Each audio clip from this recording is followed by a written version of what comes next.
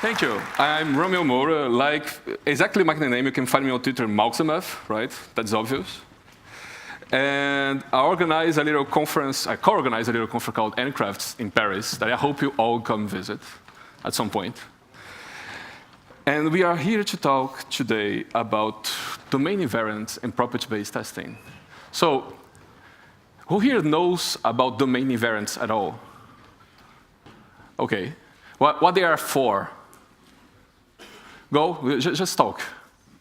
Consistency. Well, ensuring consistency. Yeah, well, we can create rules in our aggregates, or in our entities to try to maintain consistency using domain invariants. Yes, that's true. But what are they? They are always true. Oh, yeah, always true. Always true is something, right? So, an invariant is something that is always true. Okay, so if an invariant is something that is always true, what is a tautology? It's a test. Okay, if a tautology is something that is always true, and a domain invariant is something that is always true, what is a property? Okay, so these are three different words. I write them here. Tautology, there is an H somewhere. I really don't care about this right now. Invariant and property, right? Well, I'm not here to talk about tautologies. Let's just say that they are always true, no matter the context, right? It's just something that when you descend downwards. That's a tautology, right? It's just always true. Well, it's not very useful for our discussion. Later, with some beers, we can discuss the usage of tautologies, right? So, with that said, I do understand there are some things that are always true, except in some situations, outside some contexts. When you have a kind of a bounded context, in that context, things are always true, and outside it, there is not necessarily always true. Are you here with me until now? Do you see the relevance of this? So, a domain invariant is something that is always true in a context. Let's say a bounded context, right? And is always true to your domain experts and to you. It's something you're sure is always true in the domain. So, what is property-based testing? It's to test properties. For now, I'll say that both are similar. I'll get into the difference of them later. Let's say that an invariant is a property, for now. So a property-based test is a test that tests a property. It tests my domain invariant. So what is the use of this? It's useless? Well, it's useless. Well, the whole idea is that I challenge something something I'm sure is always true in my domain, and I try to find counterexamples, right? It's not something you're probably not doing today, or you won't be here. Or you're just here to judge me. So, thing is, it's a test that tries to prove something you're sure in the domain is false. It's like a bet. It's like an insurance policy. When you take an insurance policy, you're taking a bet. Each month you're betting with your insurance company, I will have a fire or someone will steal my apartment this month. And the insurance company is betting, no, it will not happen. And you're happy to lose the bet, right? This is property-based testing.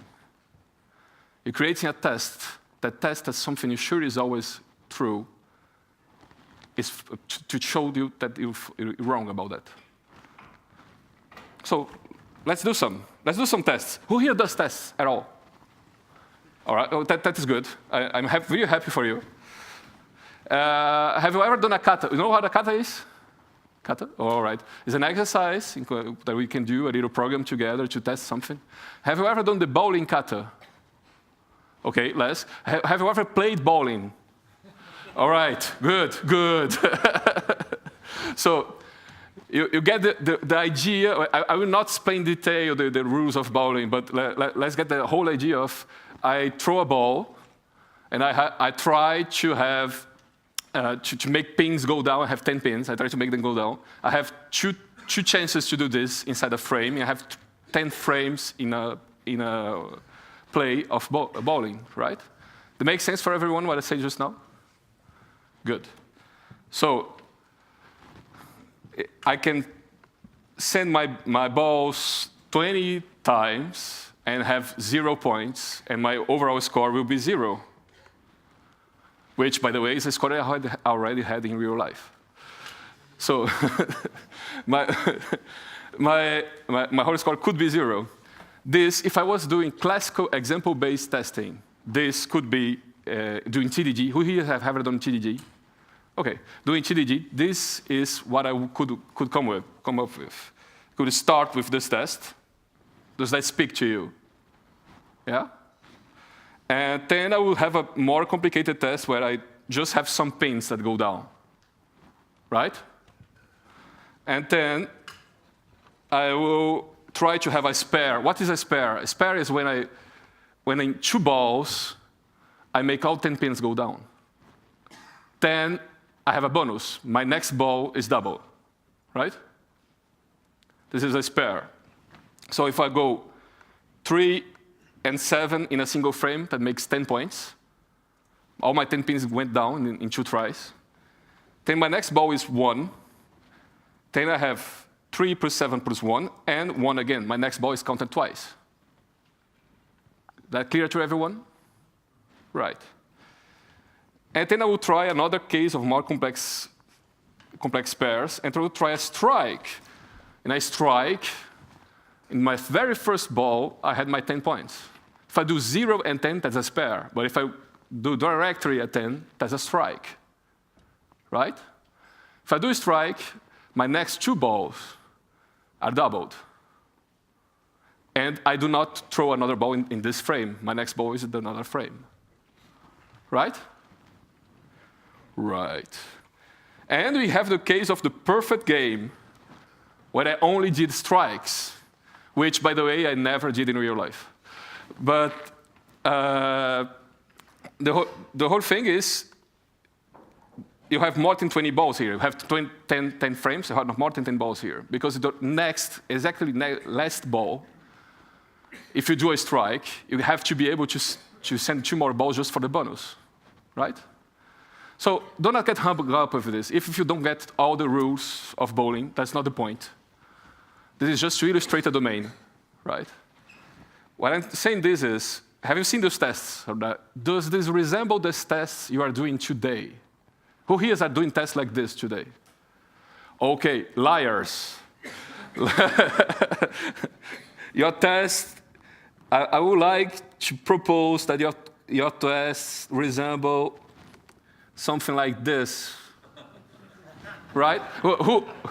Who here did have raised their hand before and now changed their mind?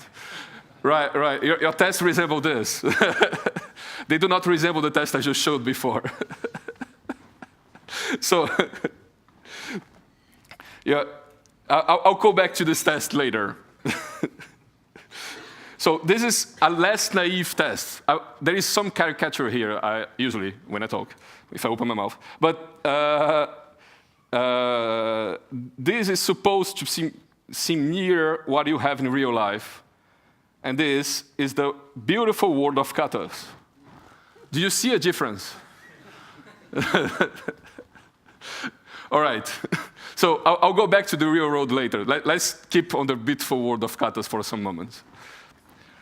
So this test here and this test here, they are testing the same thing. The names are awful. That's not a coincidence. That was made in purpose. All my names of all the tests in the presentation are awful. This is for you not to look at the names. Look at the contents, right? So this test and this test, they are testing the same thing. If I do not have any spares or strikes, my score in my game is the sum of the pins I went down, right? You name the property. I just named the property. Thanks, sir. I just have my first property. There's those tests together, a testing a property. Who here has ever done parameterized testing? Not property-based testing, parameterized. Yes, thank you. So if you've ever done parameterized testing, you feel that those two tests could become this one.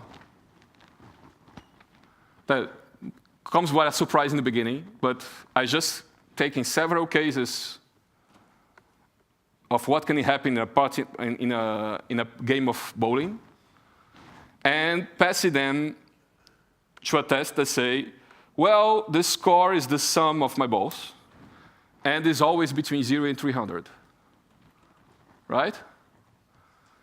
Something changed between those two tests.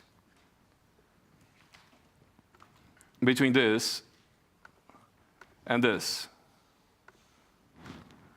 Here, I was testing, I have those inputs, and they give those outputs. Input, output, input, output. Here, I'm testing, for those inputs that I'm enumerating, I have this behavior. Inputs, behavior. Right? The nature of the test itself is different. And this is different because I force myself to always keep, even if I parameterize, always keep something fixed. I could pass all the inputs and outputs as parameters, but there is no gain in doing this. I could also create one test for each. Right? If I keep something fixed, in this case is the result, then it means that I have all those inputs and I have to find a common behavior for the output. And in this case, I start a property. We are not even using a property-based testing framework, but we are in the beginning of testing a property here, right? So this test here documents what is my business rule. This test here does not document what is my business rule. I have to read this and deduce my business rule, or document it with an aptly named test, right? But the assertion itself is not documenting what is my business rule. And I started using business rules, so I started giving away the spoilers for later, which is each business rule you ever have is a property or invariant, right? And you have thousands of those in your daily life. When you look around you, you have thousands of business rules. Who here has ever tried to do BDD? When you do BDD, you try to convince your business to give you a scenario. A specification by example, right? You try to create a specification with examples. And that's very good. I'm not saying you should stop doing BDD. I'm not saying you should stop seeking those examples. That's very useful. That's very good. And one of the main uses for this is that discussion with the business to take out the examples, make the business realize that they have new cases they have to discuss with you. So something that they think is simple, when you try to give real examples with them, becomes more complex, and they see the complexity of it, and that discussion is very valuable. Keep having that discussion. But with that aside, each time you try to have a discussion with the business, they don't want to give you examples. They want to give you business rules. They want to say, I have, when I have these inputs here, I have this behavior here that's showed by this output here. They want to say, when I give a dose too strong of medicine to a child, it dies. Right? This is a business rule. Also a biological one, but it is a business rule. And you want an example out of this. You want to discuss and say, okay, what is the dosage? What is the threshold? What is the child? What child we take in a persona here, et cetera, et cetera, et cetera. You try to create that BDG, example-based, but they try to give you directly your business rule. What I invite you is to say a business rule is an invariant. So you can start doing property-based testing today with the business rule while you do your BDD by side and your TDD by side. The three of them can be complementary. Okay? So here, I have to try to decipher what is happening. Here, I have a description, what is my property, what is my business rule. This is a difference between this and this. What is another difference between those two?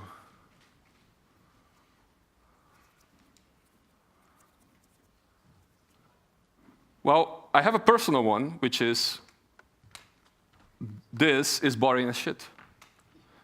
I really don't like writing those things. I mean, when I have to read this, just trying to understand what those have in common is a work in itself. My inputs here.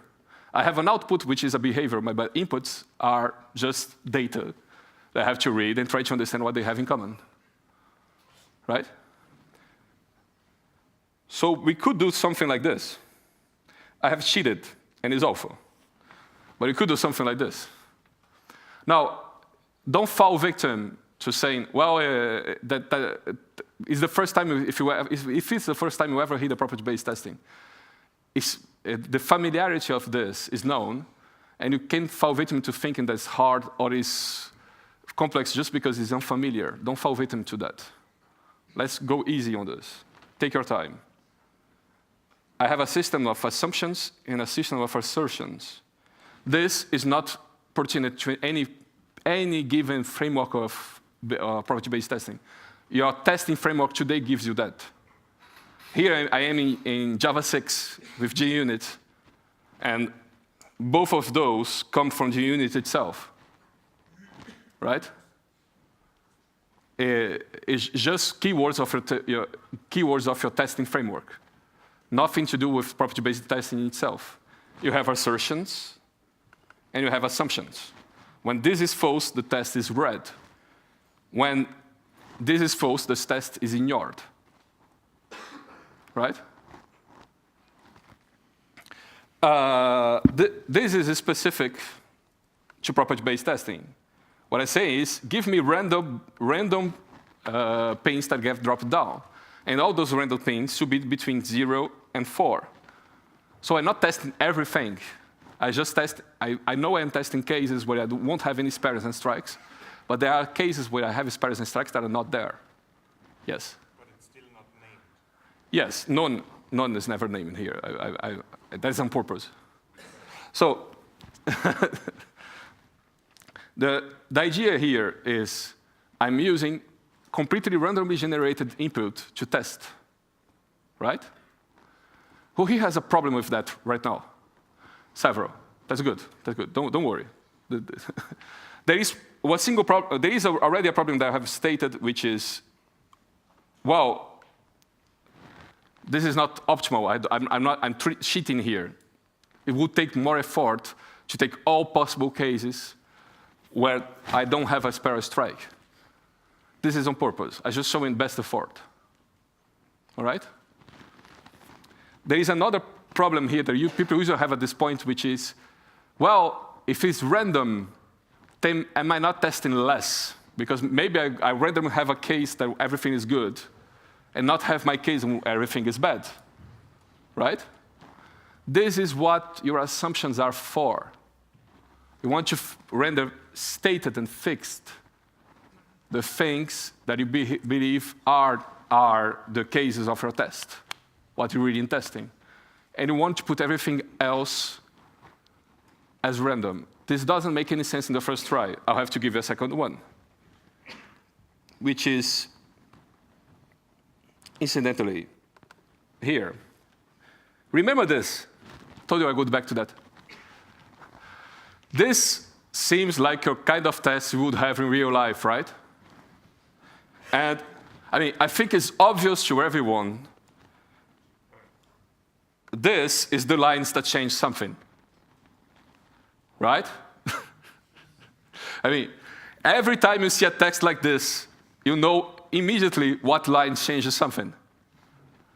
And all the other lines are there just because you need some content to... What you're doing, that you're doing a new of something, that you put inside of something else, that you're doing new of this, inside of something. You're creating a bean. You're generating a bean. Maybe you don't do this direct in your test. Maybe you have fixtures. Maybe you do this elsewhere, right? Because it's more beautiful. Or you don't do the news because you have builders, right? Because it's more beautiful. Beauty is very important. I'm not dissing on beauty. Beauty in code, like in flowers, is there to ensure the ways of reproduction. But beauty by itself will not save you. This complexity is still there. It's just hidden, right?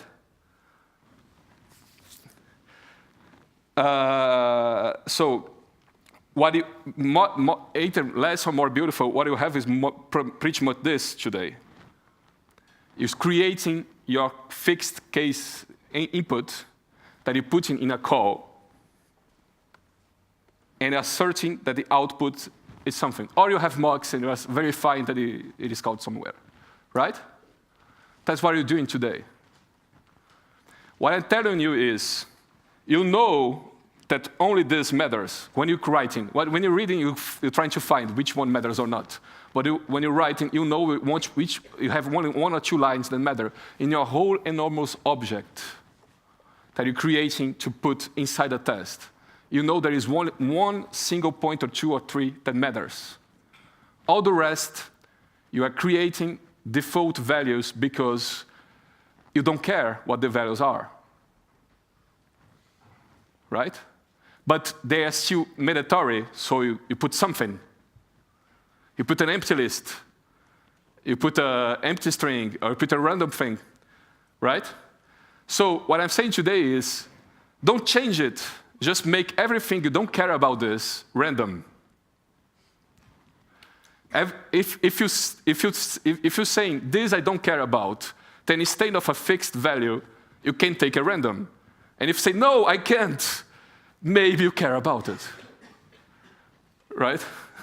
maybe it's not any value. Maybe you have an assumption of which values are valid. So you may assume, right?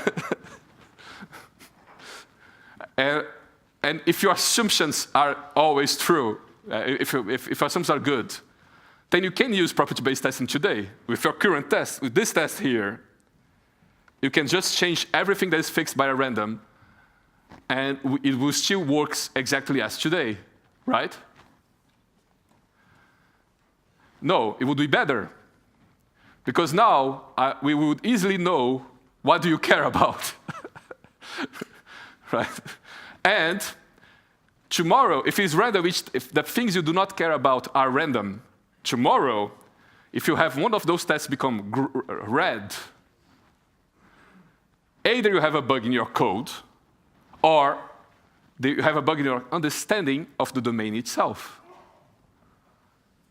Which means, if you have a whole object, and this value should be 5, this should be 10, and everything else you don't care about, and one day you discover that if a third value is 20, everything fails, then the third value, either that's a bug, or there is an assumption there that you did not have before.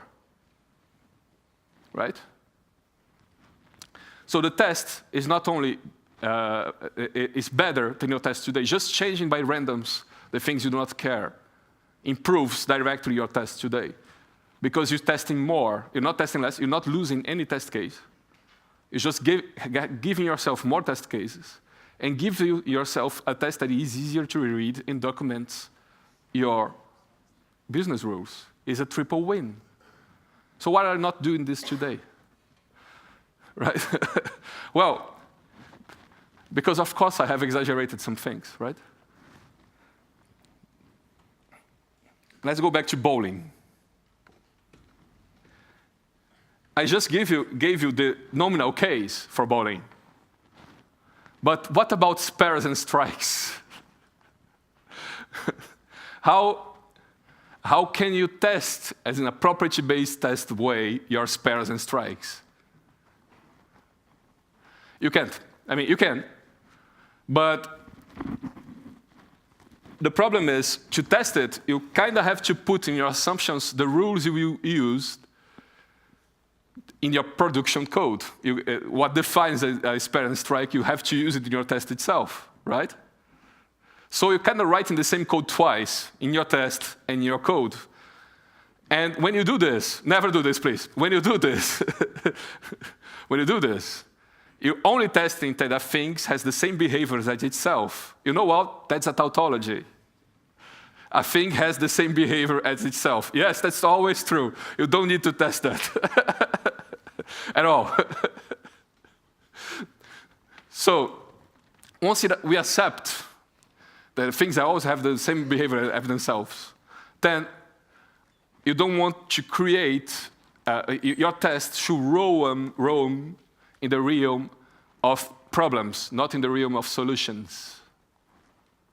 And your code could as well go in both realms, I don't care. Actually, you're not coding enough of the problem inside the code itself. You usually forget to do that. Do more of this. But the solution should go there anyway. The solution should not go in the tests. Right? If we accept that, then we accept that we cannot do this in property-based testing. That said, what can we do? We can do a weak property. Yoo-hoo! So a weak property. I'm testing that when I do a spare or strike, the score is greater. Well, it's not false.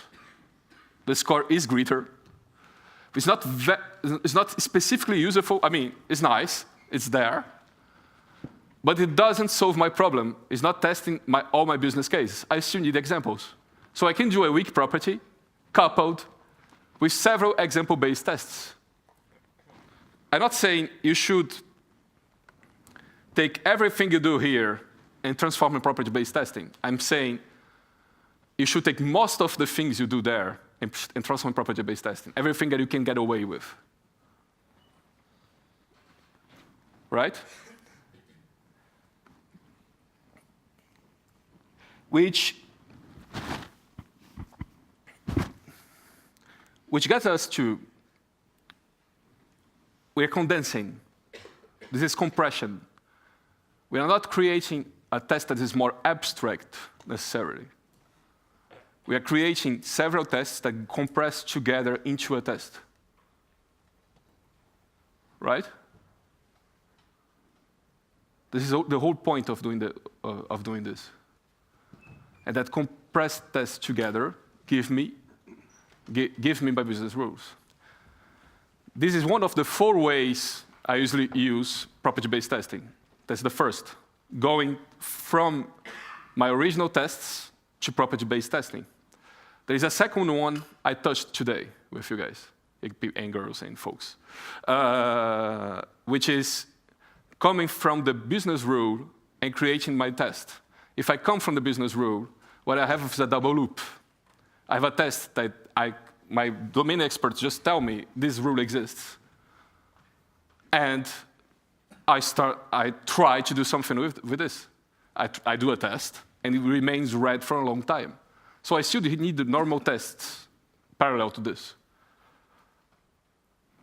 And then I erase them when my order goes green. But I still need my normal test. I still need a TDD all around. That's my second way of using this. I have a third way of using property-based testing, which is to challenge my domain experts. And that's a tricky one. Your code knows things you don't. Who here has an old code base? Yeah, half of you. All right, that doesn't apply to the others. When you have a legacy old code base, that code base has no things, no horrible things, and no other things. And it has lived through several corner cases over time that nobody bothered to document, but are there. The code itself knows them. It knows how to handle them, right? And your domain expert probably does not know all those corner cases. Maybe your domain expert is not even there as long as the code base itself is, right? And yourself maybe you aren't too. So you're both newer than the code base in their context. The code base knows things that you both don't know, right? So I use property-based testing to challenge the views of my domain expert. You say that this is a property, this is an invariant. And that's where I get the difference between invariants and properties. A domain invariant is invariant. It's something a rule that you cannot always describe. Like I said before, it make you have a weak properties or strong properties. You can always give a single property that is in your invariant. It's 1 to n. You can have several property-based tests to a single invariant, right? But I take his invariant, the domain expert invariant, and try to transform in property-based tests and see if the code base agrees with my domain expert. And if the code base doesn't agree with my domain expert, maybe it's a bug in the code base, or maybe it's a bug in my domain expert understanding of the domain. And that can be a very quick answer in existing code. Oh, damn it. Sorry. That can be a very quick answer in existing code. Because what the brilliance of property-based tests is that you can start doing them today. You can take your old code base and start doing property-based tests. It's actually quite easy. So I have this test here. I have told you that I can pass everything I don't care about to random, right? This is called creating a generator. I start with an easy example. I have this awful object here. All of this was taken or imitated from legacy code bases across the pond, right? I have this awful object here. Why is it awful? It gives me coordinates, longitude and latitude. Why is this object awful? Yeah? You don't care about length and longitude? Well, it's exposing too much? it's exposing a lot, right? It's also awful because it accepts anything. And we know the latitude and longitude are between minus 180 and plus 180, or minus 90 and plus 90. Depends on the coordination system. So it's very vague on what coordination system it uses, right? And also, if we're in Java here, it has no equals or hash code or something like this. Well, anyway, there are several reasons why this is awful, right? And if we were to test,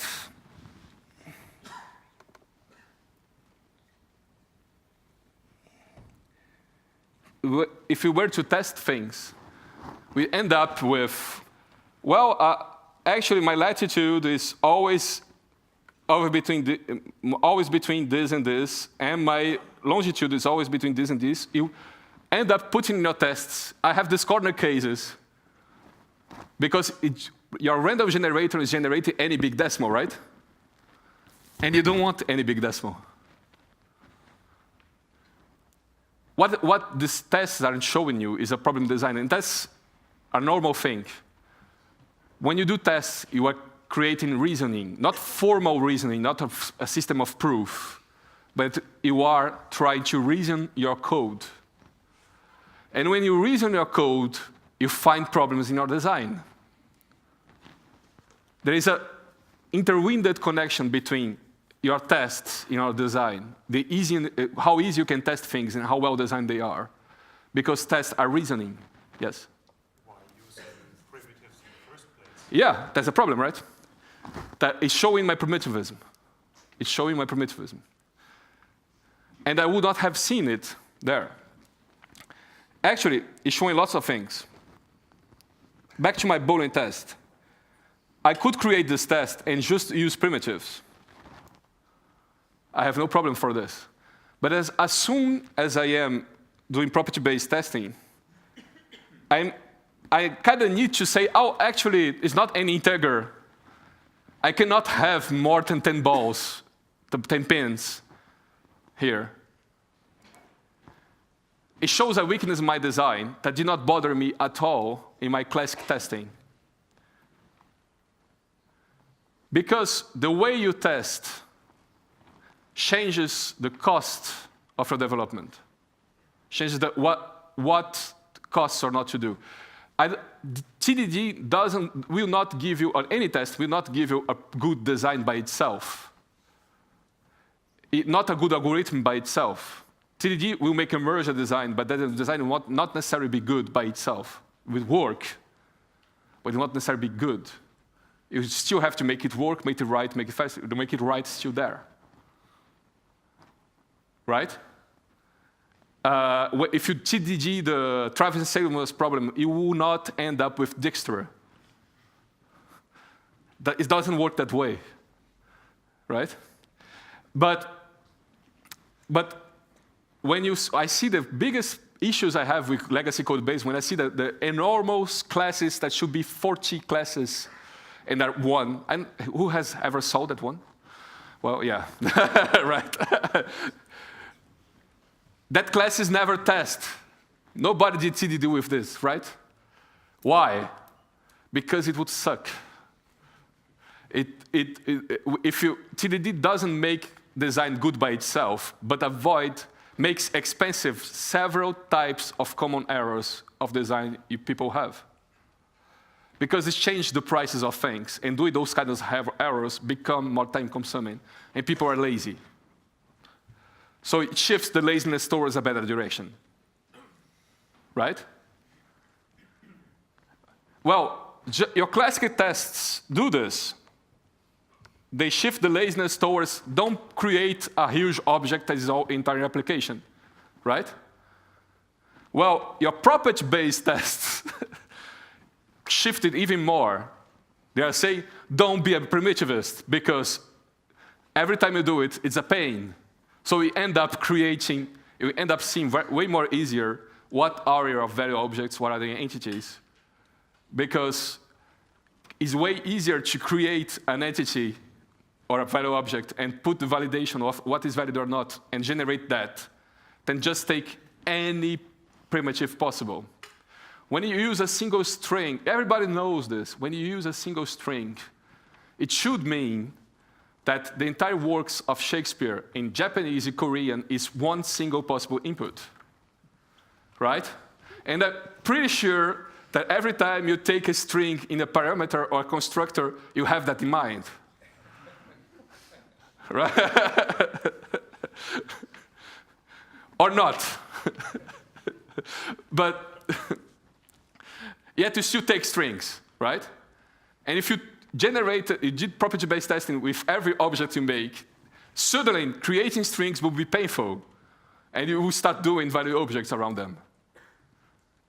It shifts the costs and makes some errors more expensive, and that's good, right? So,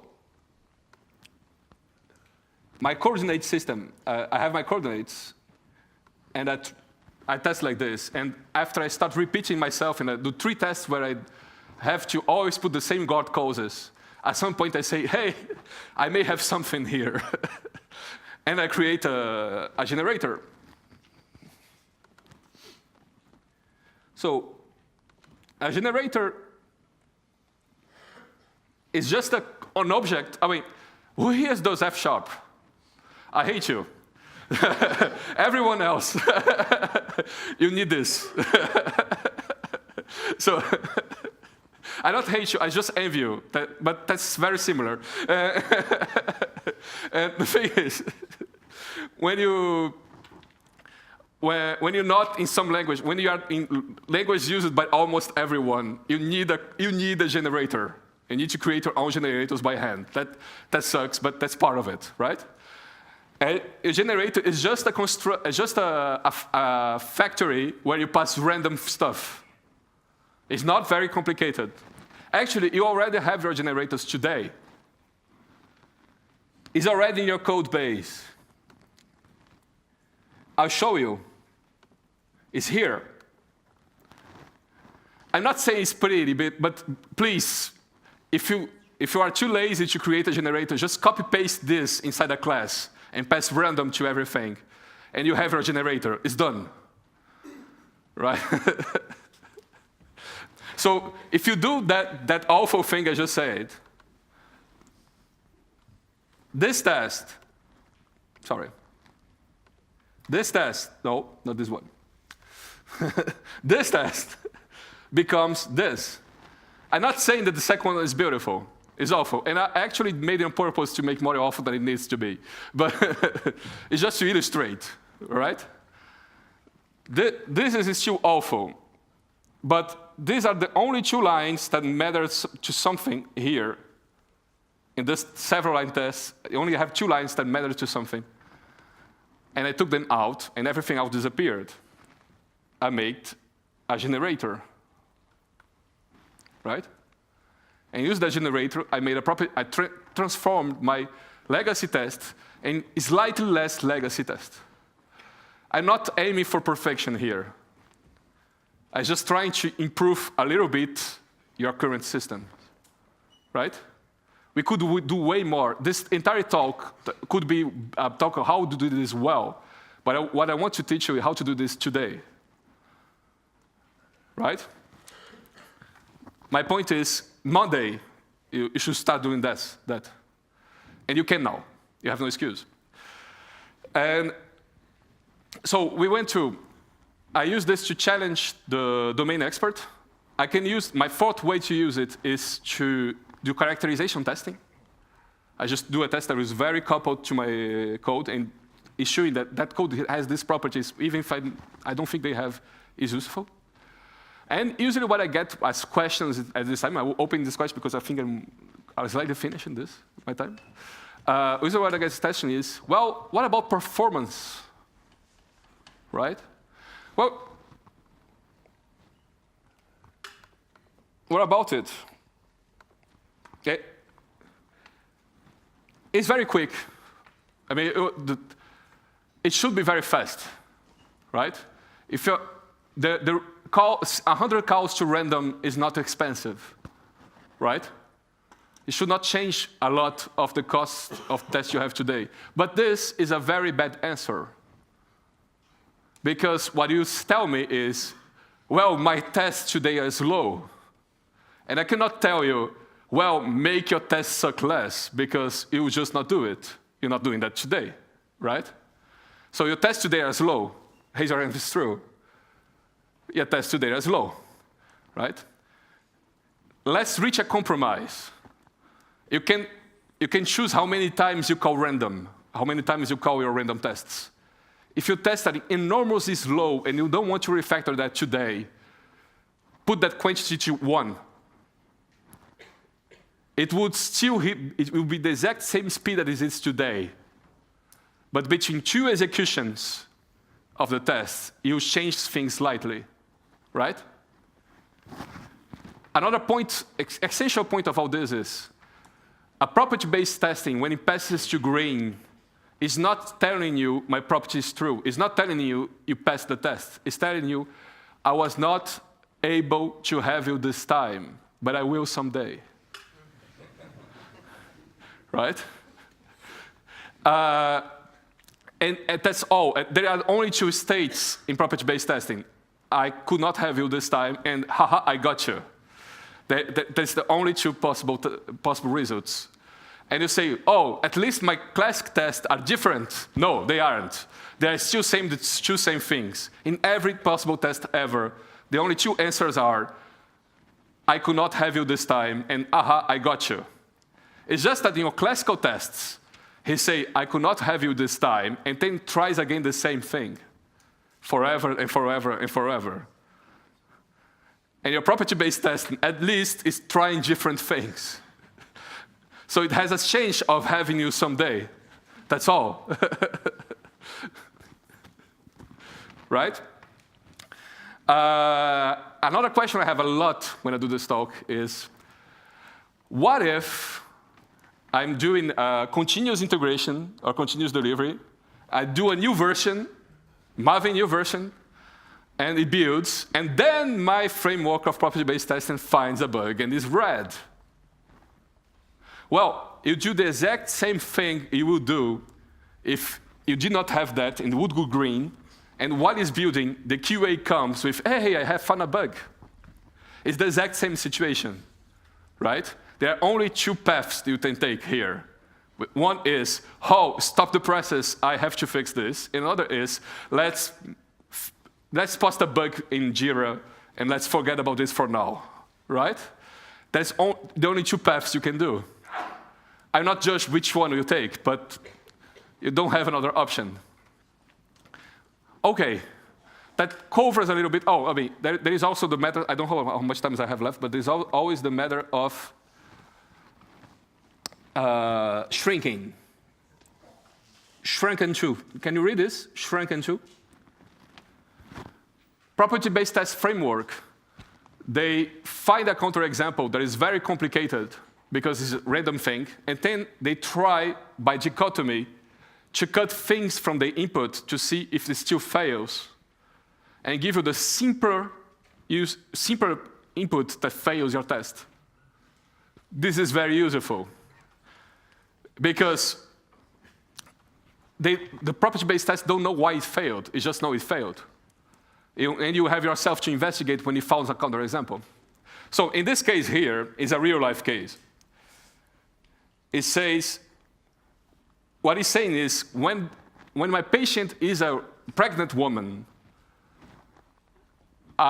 she doesn't have the alert, you should die if I give you that dose of medication, right? And I have no data here. Maybe that's true, and I just discovered something about pregnant women. Or that's false, and I have a very awful bug. Right? That's the point. You would not discover that, because here, this test, just take everything else as random, and just the dosage is this. And here, my other test, just say, well, I don't care about this, so it's Tom. But Tom is never pregnant. He could. I'm not dissing of transsexual people. Just this Tom is never pregnant. Right?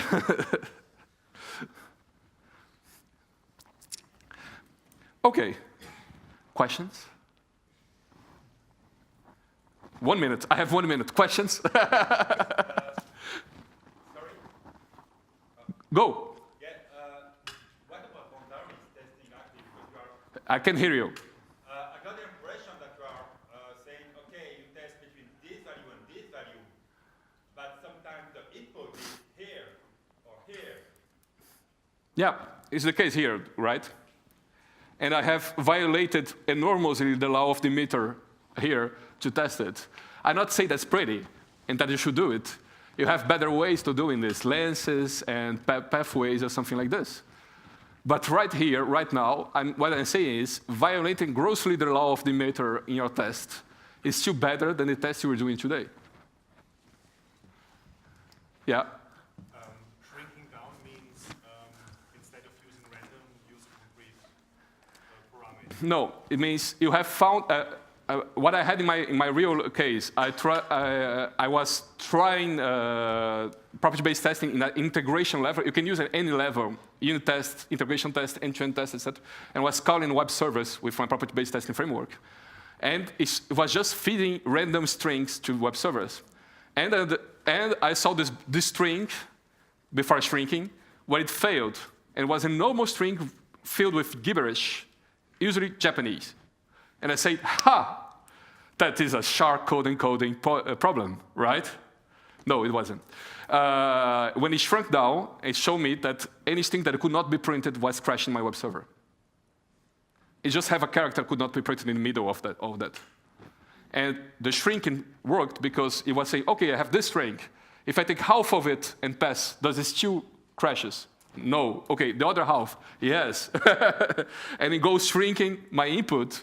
It just take the inputs it found, it doesn't work, and try to take pieces out of it to see, does triangulate to say, does it still goes red if I take this piece out, until it finds the smallest input from the one he initially found that still goes red. And that's very useful. Right? Thank you very much.